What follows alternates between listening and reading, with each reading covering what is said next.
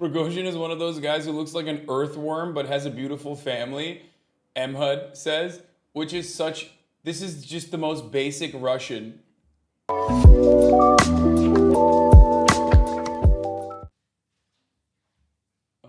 Anyway, okay. Did you find any salvage denim? No. I did buy 2 Yohji Yamamoto pants, which was on the cheap too, which was fucking awesome. That's one great thing about Japan is the conversion, and it's tax free if you have a passport when you're buying stuff. It's great. It's like significantly cheaper here. Coup already ended? Yeah, I know. We're gonna cover it. With this breaking news, the head of the mercenary Wagner Group, Yevgeny Prigozhin, says he is calling off his troops from their march on Moscow, potentially ending what appeared to be a possible coup attempt. Officials in Belarus claim their president, Alexander Lukashenko, had reached a deal with the Wagner boss to halt his troops. Prigozhin says his private army had seized control of Russian military facilities in 2 critical cities, Rostov-on-Don, that's about 700 miles south of Moscow, and the city of Voronezh, about the halfway point on the road to Moscow. President Putin called the actions by Prigozhin a betrayal and a stab in the back to the Russian people, and warned those who follow Prigozhin will pay a price. Christian, both confusing, complex, all of this is just a toss-up in the air. Yeah, amazing. And actually, General Spider Marks reminded me of Churchill's, long time ago description of Russia as a riddle wrapped up in an enigma and all the rest of it. In other words, you just don't know until you know. So it looks like Prigozhin was trying to send a message to the Ministry of Defense and to the head of the Russian armed forces. Those people have been his target since the beginning of this war, and he has complained bitterly that they... Bro, this is like, it's absolute fucking madness. Like, what happened is so insane, and I can't even wrap my head around it. I've been thinking about it a lot, okay? And I don't know how it happened, why it happened. I think everyone that says they get it are coping. One of the funniest aspects of this has been that all the pro-Russia guys who were like going crazy over it, and Vladimir Putin basically saying like Vladimir Putin's message was insane. It just made zero sense.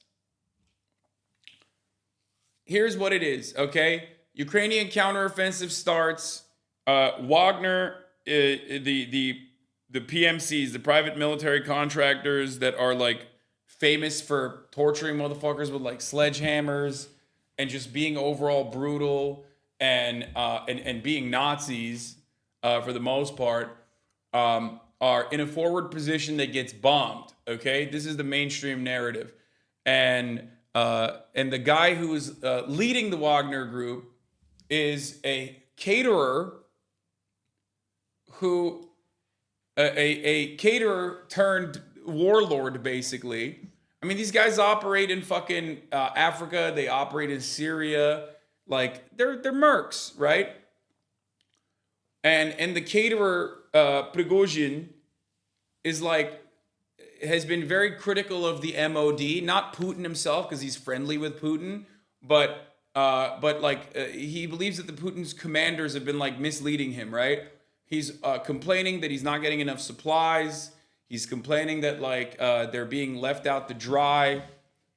So he turned around and said, you know what? Fuck it. I'm going back into Russia, and I'm not stopping until I fucking reach Moscow. Okay? That's it. And everyone was like, what? There's no way. He's not going to do that. Oh no, he actually did. He took like a 50-kilometer convoy of like military weapons and drove it back into fucking Russia from the south, first they overtook Rostov-on-Don, which is like the southern military post where a lot of the officers and the generals are, where they're basically, it's like the tip of the, well, it's not the tip of the spear necessarily, but it's where all of it's the closest point to Ukraine where all of the Russian commanders are, okay? Yeah, it's like the equivalent of San Diego. Sure, that's a good take.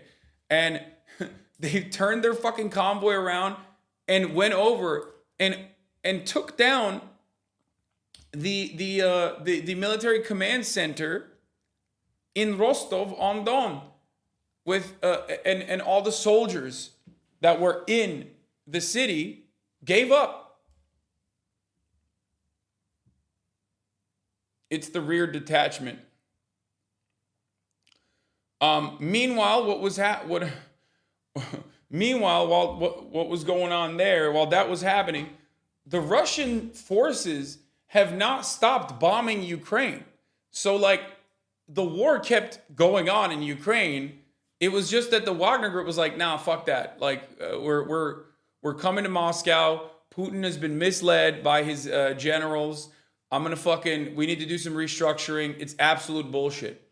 And meanwhile, while that's going on, okay, all the liberals who are like, these Wagner guys are fucking gross, perverted Nazis, okay, we're like, oh, how sick. Which I get.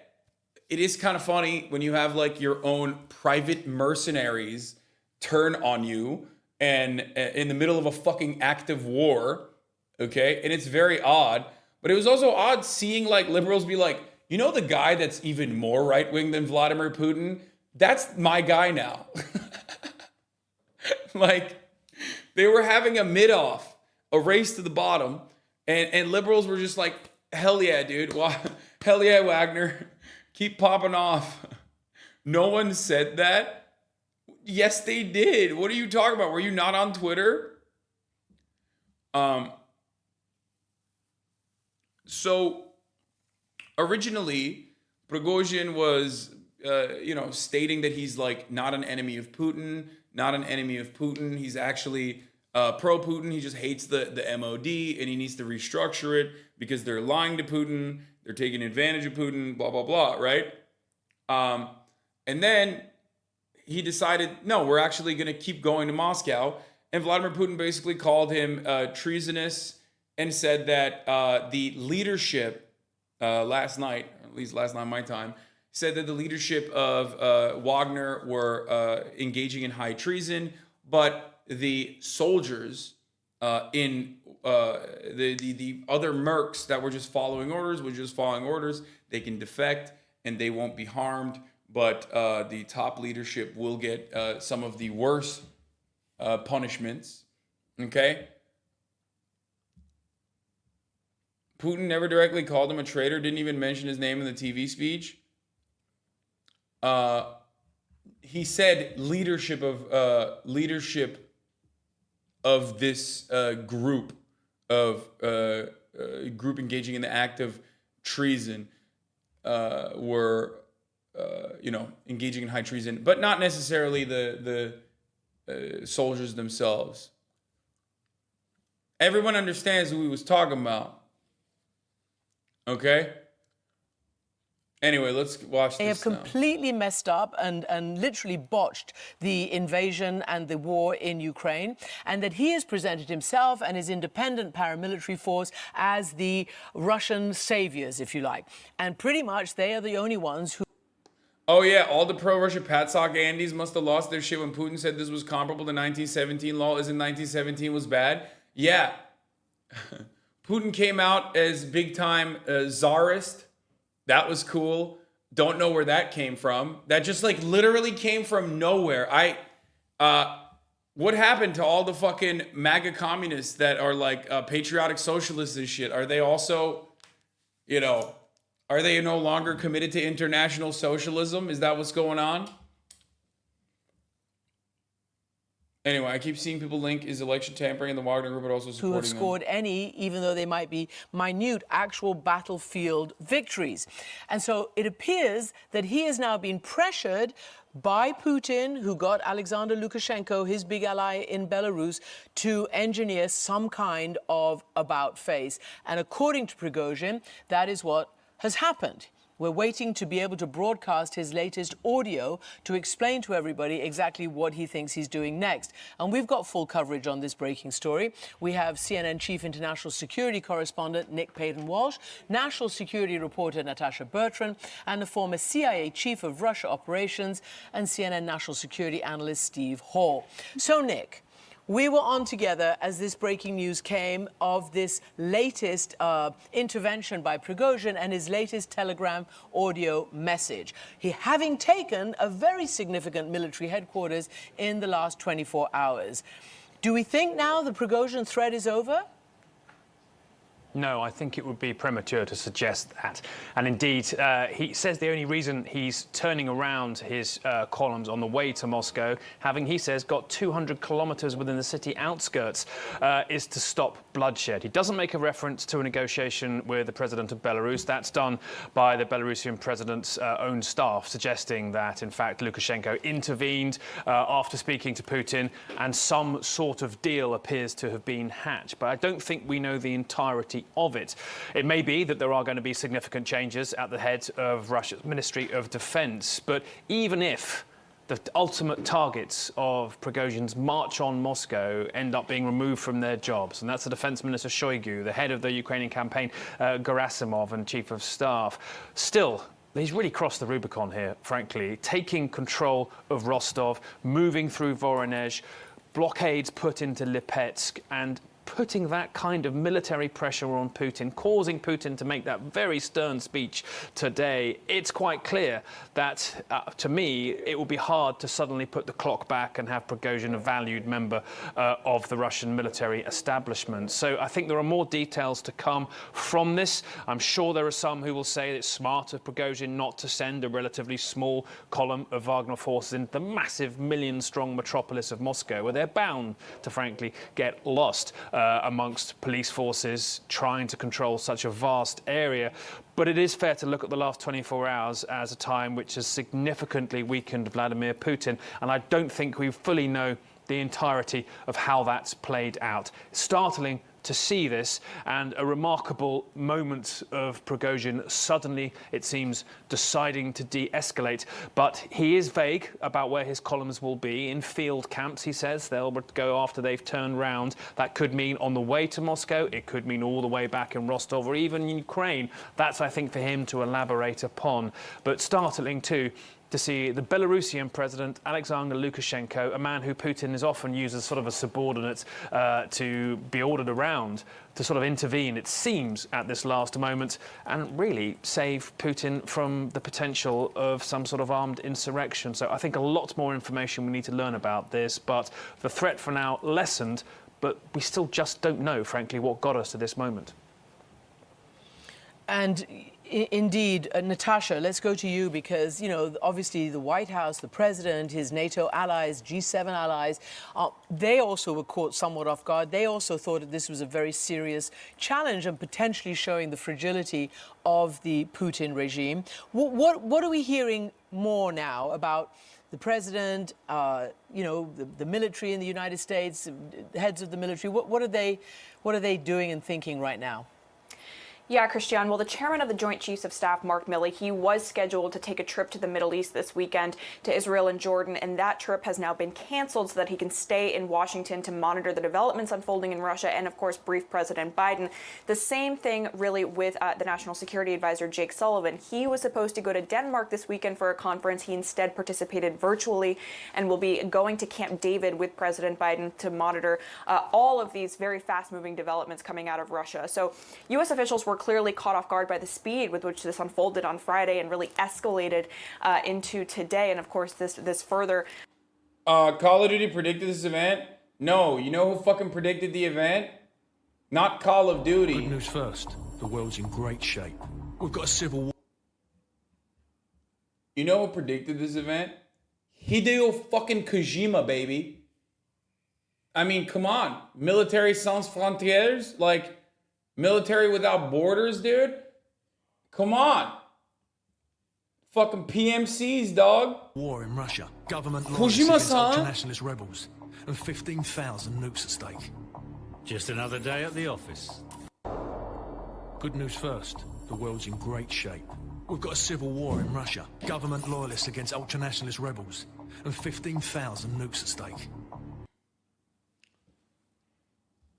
Just saying.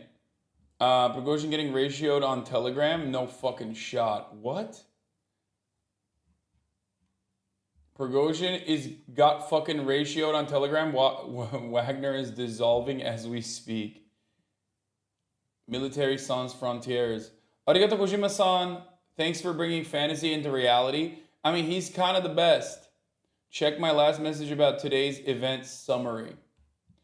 What is important to point out is that Prigozhin among Russian nationals has much bigger figure and respect than Putin does, but Wagner has just 25,000 ex-prisoners. There's no shot they will get any kind of success. Also, Prigozhin had big hopes for the support of Air Force General Surovikin, but it turned out he is not on Prigozhin's side. Everyone is on Putin's side, including Prigozhin. I still don't know what the reason for what this was, okay? I don't really know how this happened. I don't really know why this happened. I am a firm believer that, everything that happens in Russia is done with the prior go-ahead and knowledge of Vladimir Putin, no matter how insane it is. So that's it. Oh, you got the wrong one, but thank you. Did you get one only? I got 3. Oh, okay.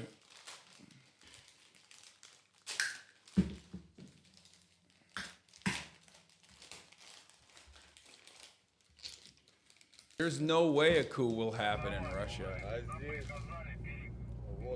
There's no way. See, there you go. I called it. What? There's no way a coup will happen. No, I'm kidding. I said that yesterday as a joke so that it will happen, but also I wasn't really super on board with that either. Hassan sensing Erdogan vibes on this. I mean, there's no way Putin approved it. It makes him look insanely weak. There's now Russian civilians chanting Wagner and praising them. I mean, I don't know how much of that is what you've seen on fucking Twitter. I don't know. I legitimately have no fucking clue. And I'm not going to sit here and act like I get it. I don't think anyone understands it. I don't think Russian people understand it. I don't think a single person knows what the fuck's going on.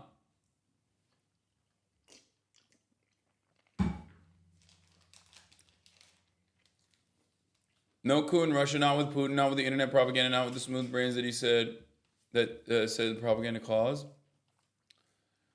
What about conspiracy theories that this is all orchestrated to hide Russian troop movements? I don't know. It says Wagner is trending in Japan right there. I don't see it.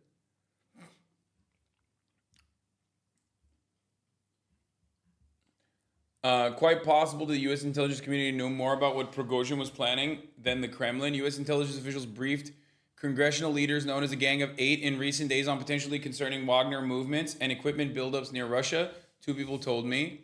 It was unclear what was going to happen and when, however.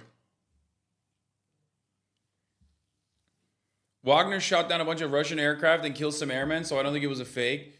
Yeah, I mean, it feels like they, maybe Prigozhin isn't, maybe he isn't being dishonest. He literally is fucking annoyed with the MOD. Maybe that's why he wanted to do this. I don't know. CIA knows what Putin's having for breakfast before he does at this point. Yeah. These further developments causing even greater whiplash. But we are told that U.S. intelligence actually did see signs that Prigozhin was perhaps preparing some kind of significant challenge to Russia's military leadership. And actually, intelligence officials briefed congressional leadership earlier this week on the... Prigozhin is one of those guys who looks like an earthworm but has a beautiful family. Mhud says, which is this is just the most basic Russian. This is how every Russian family looks. Straight up. with the dude looking hurt as fuck, okay? And then like a beautiful wife and a beautiful child.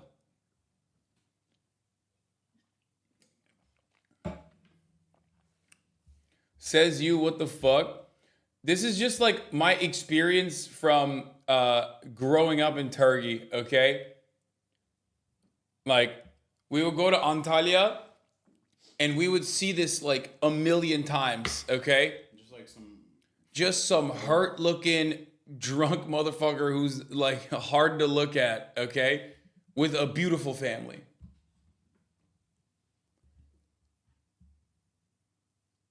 Anyway, the least depressed Slavic man. Yeah. The potential that Prigozhin could make some kind of a dramatic move. Now, it wasn't clear when that would happen or what the ultimate aim of that would actually be. Would he try to march towards Moscow? Would he try to pose a challenge to the Russian president directly? Or would this simply be a confrontation with Russian military leadership? They didn't know, but what they did see were signs that Prigozhin was massing military equipment in concerning areas, that he was perhaps building up his forces near Russia. And so all of this contributed to a picture that was still a bit hazy around the edges, but that U.S. officials did see was cause for concern, Christian. Natasha, thanks. Steve Hall, you have, studied this stuff with your intelligence hat as a CIA analyst for many, many years. So if you were to analyze right now, do you see this as a significant threat that Putin was able to sort of cleverly head off? Or that he's actually really in control and Prigozhin was throwing, his toys out of the pram again, like he did on Armistice Day, threatening to do this, that, and the other, until he didn't, and he stayed in Ukraine with his forces. What do you think is going on? Well, Christiane, I wish I could say that I had been an analyst, but unfortunately I was an ops officer, but I'll give it a shot anyway. I don't think this is not over by any way, shape, or form. I don't think we're going to wake up either tomorrow morning or Monday morning and say, wow, that was interesting, I'm glad it's over. There is little doubt in my mind that Prigozhin must have done some significant planning before he started his activities. So he didn't just wake up this morning and say, how about we do this, or even a week or a month ago. He has to have some of the Silovikis, some of the most senior Putin guys, at least aware. Is this just going to be a repeat of the coup in China last year that ended up being nothing but Western dreaming? Dude, no. Okay? This was very real. Like, let's not, make no mistake, okay? I always tell you when, like, Western media is, like, hyping some shit up, but this wasn't nothing. Like, this was still a very serious thing. In my opinion, like, the least impactful reason for why it happened was, maybe like money or what he's literally fucking complaining about, which is more funds for the Wagner soldiers and replenishing their munitions and whatnot. Or the most impactful reason why it could have happened, this is again speculative, is because he like legitimately is either getting paid by the CIA or wants to overtake. Wants to actually take over the MOD in its entirety, or even, take down Vladimir Putin or something. So it was definitely an attempted coup. I don't think it was like, I don't think it was like bullshit. People say China is going to fall apart tomorrow every fucking day. It's entirely different than that. This was a real thing. Sure, maybe people were, no, it wasn't Hassan. Bro, come on. They put fucking, Wagner was pissed about Bakhmut and getting shot by Russia. Everything is cool now. I think he's just mad about Bakhmut. No, it wasn't Hassan.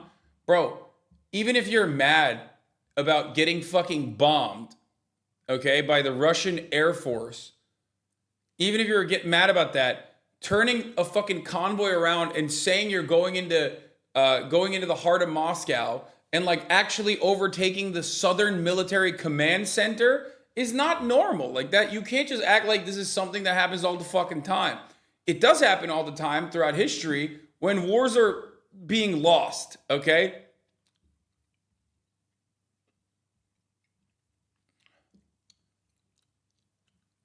That's not a fucking normal situation at all. Come on, dude.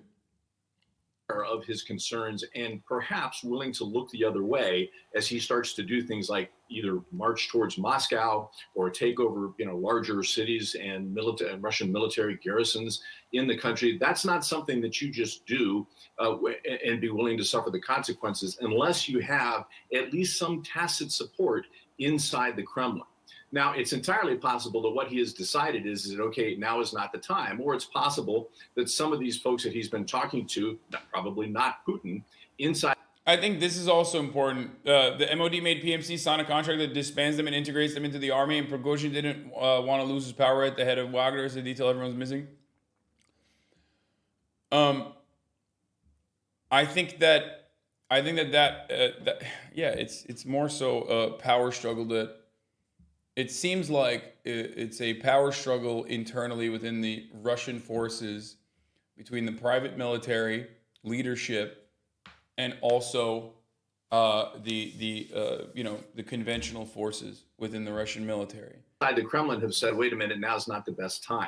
So my theory is that what he's doing is perhaps he's slowing down for now, having made a very important point to Putin, and I think having weakened Putin significantly. The Lukashenko part of this, Lukashenko's a puppet. These are table scraps for him. It's stuff that makes him look like the big man that he wants to be, and every once in a while Putin will send him something. I don't think it's incredibly important, and I don't believe that he was instrumental in reaching some sort of agreement with Prigozhin on this one. Back now to our breaking news. The leader of the mercenary group, the Wagner Group, announced that he's turning his forces away from their march towards... This is so funny, dude. He's like, all right, we're done. He's like, we're good. Didn't they like take down a fucking Russian helicopter or some shit too in the process? All right. It's fine. Not going to Moscow. Fuck it. Pack it up, boys. We're good. Here's what OSINT Defender is saying. According to Russian state media, major changes to the leadership of the Russian Ministry of Defense, including changes to the current defense minister Sergei Shoigu and the Army Chief of General Staff Valery Gerasimov, have reportedly been agreed upon in order to stop the march of the Wagner PMC group towards the capital of Moscow. These negotiations have also reportedly included the assured security of the Wagner group. These negotiations are also reported to have included a stipulation that the majority of Wagner PMC forces will be redeployed out of Russia and Ukraine to Africa.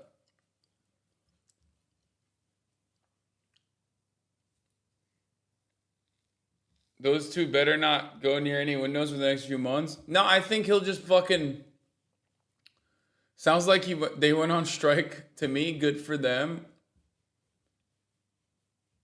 So you were wrong about Ukraine and now about Russia? Fuck it, I'm saying it. Russia will collapse? Wait, what?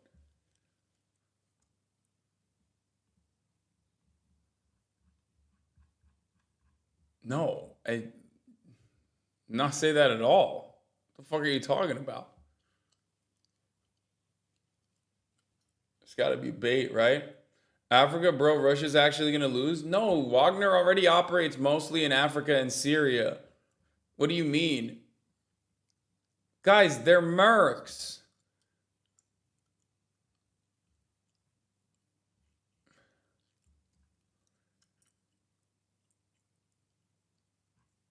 They were already predominantly operating in Africa, so he's just sending them over there.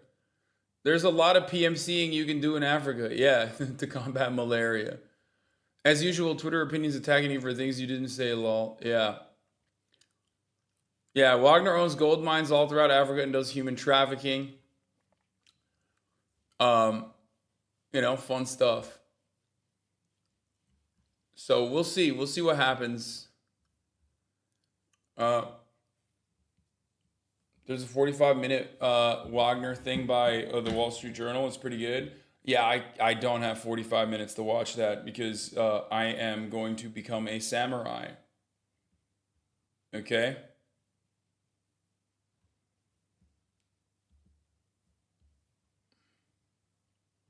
Moscow, that is Yevgeny Prigozhin. And it comes amid a deal apparently brokered by the Belarusian president, Alexander Lukashenko. Joining me now is the former Russian foreign minister, I'll be Andrei back. Kozyrev. Welcome back to our program, Andrei Kozyrev.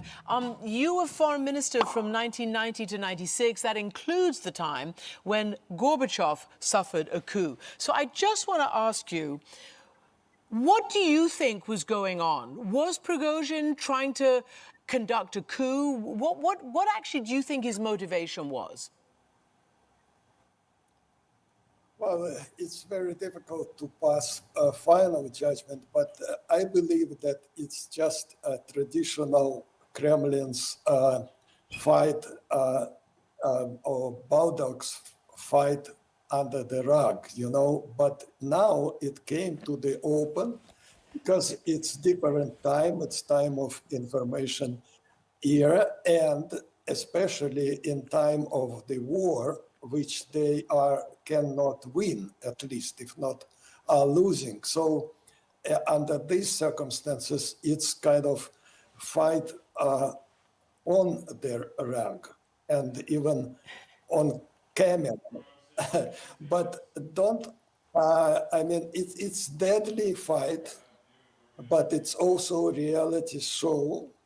And these guys are all of the same kind of league, all of the same gang, rather. They are gangsters fighting for their piece of pie, and pie is becoming thinner because of the war, because of the sanctions, and the fight becomes thicker, so to say. Yeah. The fight becomes more intensive. So Andrei Kozyrev, do you include Putin in this gang as a gangster? And do you think he is strengthened or weakened by this? Absolutely. He is probably godfather of the whole arrangement. Yeah, that was my favorite shit. That was my fucking favorite shit, was looking at Twitter and seeing like Russians just hanging out while like the Wagner boys were assuming like military positions, you know what I mean? They were like,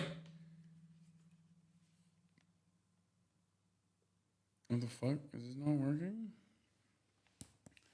Yo, this one sucks. Yeah, they were bringing him food and water, which I thought was odd, but also they were just like fucking chilling. There was a guy who was like cleaning the street. He's like, yeah, it's my job. I'm gonna keep doing my job. Fuck you. You know? Slav squatting at the coup. Yeah. These motherfuckers are unshakable, dude.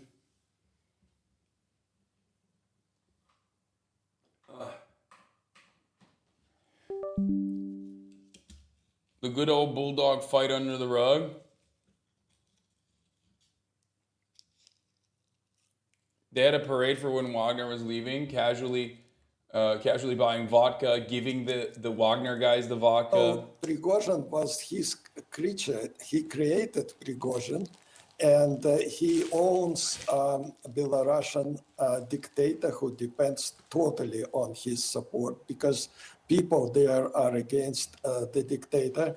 So those are all participants in the same vaudeville, so to say, in the same drama, if you want. And yes, of course, Putin is one of those. It well might be that Prigozhin really wants to unseat Putin, but I don't believe he ever thought of that. And probably he could, even if he has an upper hand, he probably will keep Putin as a front man, as a puppet, because it's very convenient. Yes, but if he does not have the ultimate kind of upper hand, they will kind of try to find a, an agreement. They are bargaining now behind the scenes, and but it does not mean that they would not use force for this bargain. Okay, so let me ask you a final question. When we first had you on after Putin's invasion, this latest invasion of Ukraine, you said that when Putin makes that kind of move, he has to be punched back strong in the nose. That's the only language he understands. Do you think Ukraine and its Western backers have punched Putin strongly enough in the nose? Unfortunately not, but there is still chance and there is still necessity, especially under the circumstances when those bulldogs are now fighting almost openly. That's the right time to give Ukraine the most powerful, most modern weapons and make their offensive successful and end the war. If the West helps Ukraine to end the war fast, then it will be of much less importance what kind of, it will go on, this fight of the bulldogs there. So it's okay, let them do it in their cage, but not on Ukrainian soil. What we know now is that Yevgeny Prigozhin has agreed to turn round his columns on the way to Moscow, and they've gone back to field camps. We've seen video of some of those Wagner fighters leaving the Rostov-on-Don city, that southern military stronghold that they took over last night and seemed to walk into, they said, without even firing a shot. They're leaving. He indeed himself was pictured in an SUV wearing a baseball cap in that city. It seems driving out and being cheered by locals. So that answers one question the Kremlin weren't able to answer themselves. Where is Yevgeny Prigozhin? He seems to be leaving Rostov. But the Kremlin also offered a very elaborate series of solutions to how today has finally come to an end. In their statements, they think Yevgeny Prigozhin is now bound for Belarus. Interestingly, Belarus's president stepped forward, and Russian state media has backed that up to suggest that he played a role as kind of an intermediary here, getting Yevgeny Prigozhin to agree to stand down at the behest of Vladimir Putin. We also know that Wagner fighters who were involved in this particular march on Moscow, as it's been termed by some, they will not face prosecution. The Kremlin saying that their bravery on the front lines has been recognized, and that those who were not involved in the march could in fact join the Russian Ministry of Defense. So an utterly bizarre, sudden 180 towards the end of today, where Yevgeny Prigozhin, by his own suggestion, was 125 miles outside of the outskirts of the capital city, unimpeded, frankly, all that way, bar some minor clashes perhaps with helicopters on that main highway, suddenly decides to change his mind, and then, according to... The part I don't understand is why this dude is getting dapped up by not just like old people, but young people too. Like, I don't know if that's like a commonly shared sentiment or whatever. I don't know if it's like where he is in Russia and like their own political perspective or whatever. But it is odd. They are the heroes of Bakhmut, and yes, it's common because he's epic to them. Like, tired of the regime, just want other people in power, even though they're much worse. Like, I kind of don't understand it because, like, on the one hand,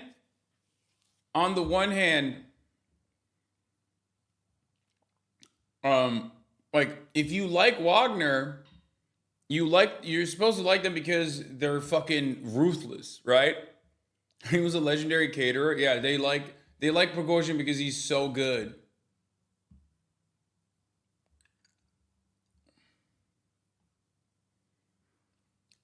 My adoring public, yo, it's him, the Kuhmeister. We love you, sir. Good luck in Belarus. Me, unaware that I've just been fed 50 times the lethal dose of polonium in a meatball sub. Aw, shucks. You fans are the ones who really make the Wagner PMC great.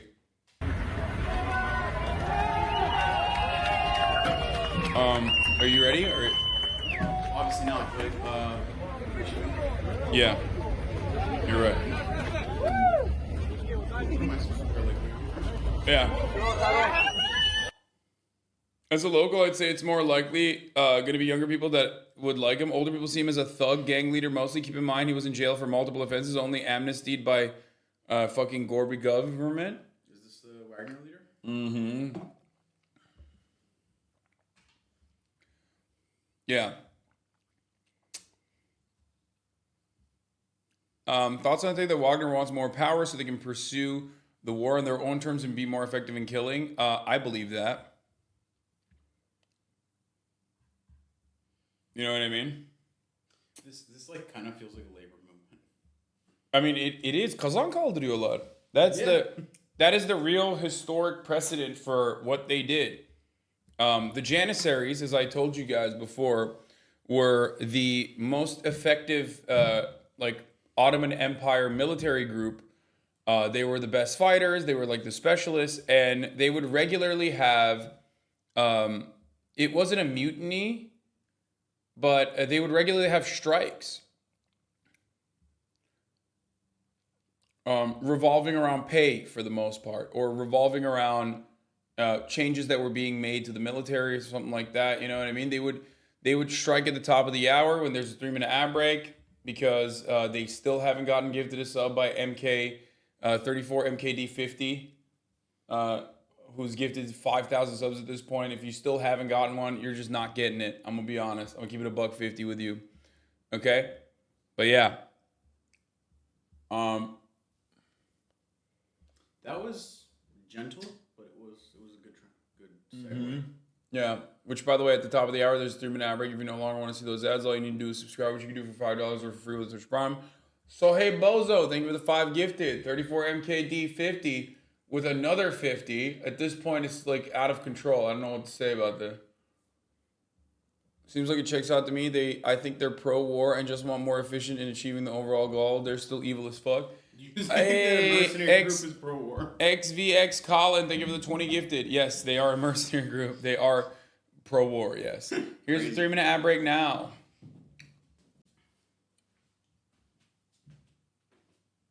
To the Kremlin is now part of a deal where he just agrees to go into exile in Belarus and be done with it all without facing prosecution. It's an utterly baffling turn of events here.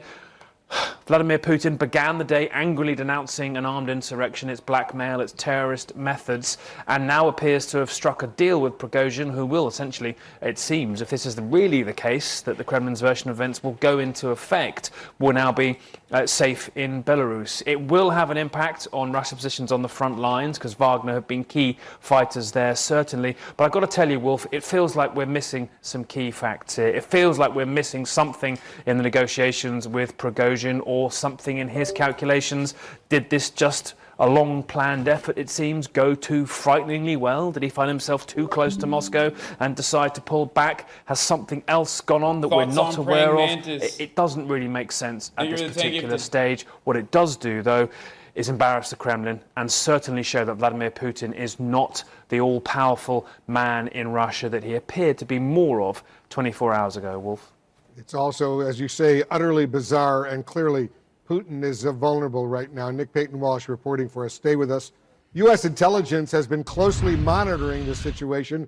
I want to go to our chief national security correspondent, Jim Sciutto. He's joining us live right now. You have some new reporting, I understand, Jim, about what U.S. intelligence actually knew leading up to these truly extraordinary and historic events. That's right, Wolf. U.S., Western intelligence, its partners have been watching Russia, of course, very closely for some time. But in recent days, they had detected preparations. They believe that Prigozhin was making preparations and planning for a major challenge to Russian military leadership in recent days and weeks. They were surprised by the speed of his operation in the last 24 hours, but were not surprised that this challenge had taken place. They'd seen a number of preparations in the lead up to this, the massing of weapons, contacts with regular Russian army units, and then, of course, his very public statements critical of Russian military leadership and right up to Vladimir Putin in recent days and weeks as well. And they saw all those signals and saw those as preparations for some. The Z Patriots like Prigozhin because he's hardcore and wants to do the war right. People on the opposition like him because he's creating chaos in an oscillated regime. That's interesting. I mean, it's like strange bedfellows type situation.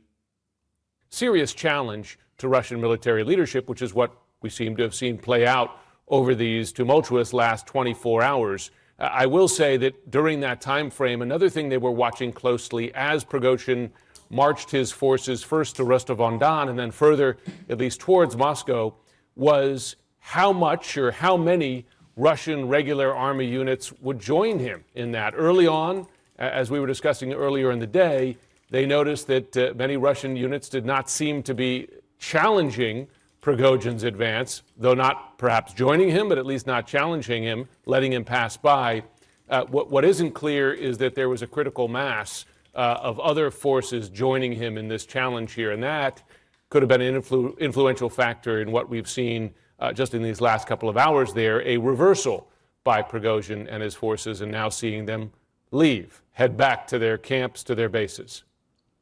Very important indeed. Our Jim Sciutto reporting for us. Thank you. CNN's Ben Wiedemann is also tracking what's going on. He's getting reaction from inside Ukraine. He's live in Zaporizhia in the war zone in Ukraine. He's joining us right now. So, Ben, what are you learning? What's the situation there? Well, I must say, Wolf, it has been a long, strange day.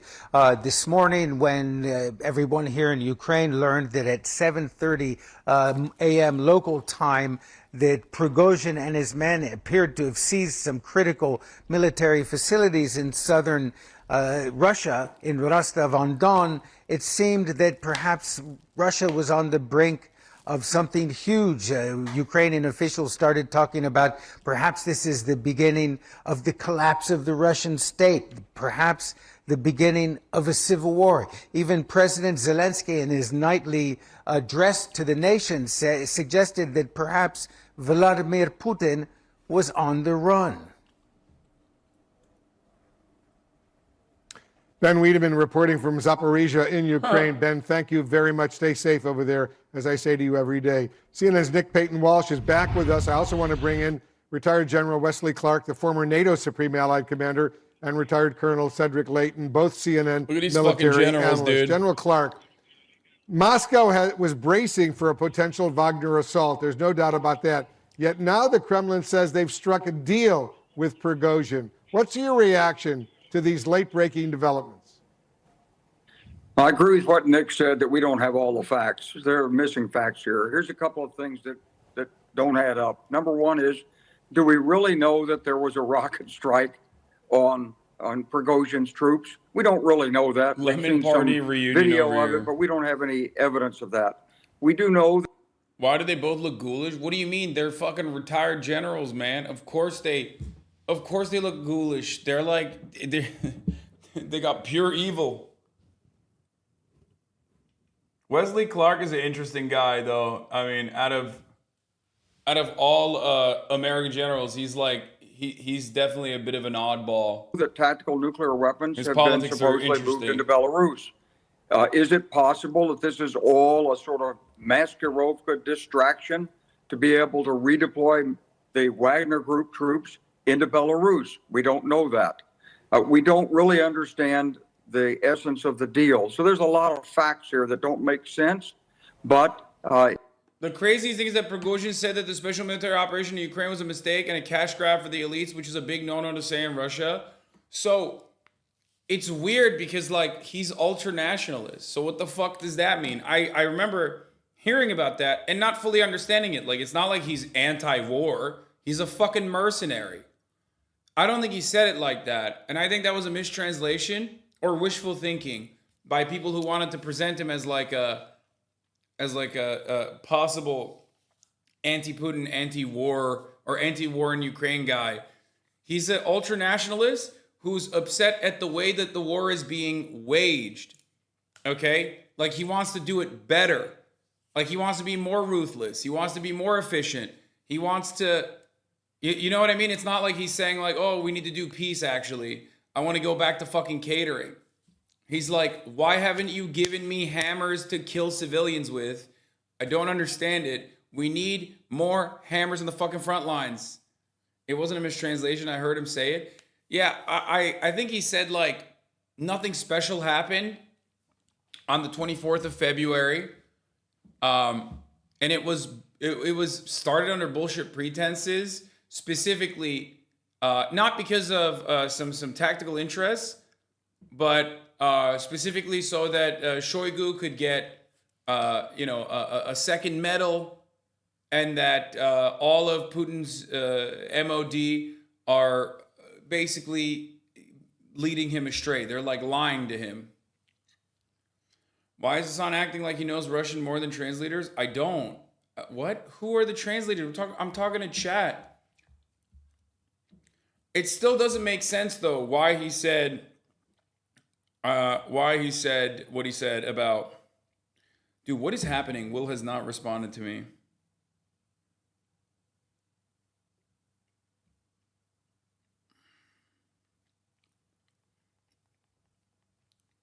I don't know what the fuck's going on. Yeah, wake up. Wake up, samurai. We got a city to burn, you know? It doesn't seem that Prigozhin is the kind of person who would have launched something like this, prepared for it, and then suddenly just decide, well, I don't seem to have the troop support. I think I'll just cut a deal and go into exile in Belarus. This is a man who controls Syria. He's got troops all over Africa. He's bringing in gold. He's worth a lot of money. There's a lot more here that we're not seeing yet. I suspect you're absolutely right. Colonel Layton, we do have some new video of Prigozhin supposedly leaving Rostov-on-Don military headquarters with crowds cheering him. Does Putin still see Prigozhin as a threat as long as Prigozhin is still alive? Well, that I think is one possibility, Wolf. That he is still a threat. I agree with General Clark. This is one of the most bizarre situations that we've dealt with in a long time. The other possibility is that this is a huge masquerade that's been staged for everybody's benefit to get them to believe that something is going on when it really isn't. And that's I think one of the possibilities. And the possibility, as General Clark mentioned, of them going into Belarus. Something that has to be considered, the possibility that they might be redeploying within Ukraine to some other area that is perhaps weaker now because of some other things. That's also possible. So there are a lot of things that could still happen.